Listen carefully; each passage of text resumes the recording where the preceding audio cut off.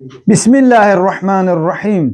Əziz möminlər, bildiyimiz kimi bugün Allahın yeryüzündə olan höccəti İmam Həsən əleyhissalatu vesselamın mövlud günüdür. Bu münasibətlə bütün mömin müsəlmanları təbrik edirəm.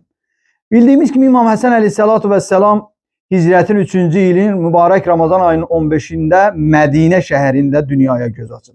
İmam Həsən əleyhissalatu vesselam elə bir əzəmətli şəxsdir ki, Həzrətin babası Peyğəmbər, atası və qardaşı İmam, anası Allahın yeryüzündə olan höccətlərinin anası və ya xanımı. İki dünya xanımlarının sərvəri Həzrəti Zəhra salamullah əleyhanın övladıdır. Həzrəti İmam Həsən əleyhissalatu vesselamın fəzilətlərindən biri də odur ki, Mübahilə ayəsi vəhy olunanda o ayəyə şamil olan şəxslərdən biri də İmam Həsən əleyhissalatu vesselamdır.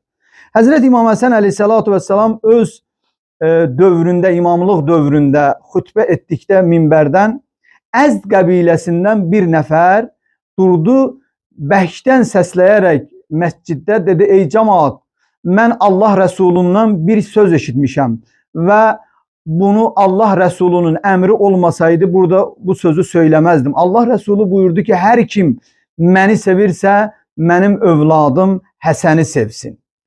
Həmçinin İmam Həsən əleyhissalam ibadətində də çox diqqətli, vacib və müstəhəbbi əməllərinə çox gözəl şəkildə yer ayırmışdır. İmam Həsən əleyhissalamdan bir hədis qeyd olunur ki, Həzrət buyurur ki, mən məscidə piyada, yəni ayaqla getmədikdə Allahın görüşünə getməyə xəcalət çəkirəm, utanıram.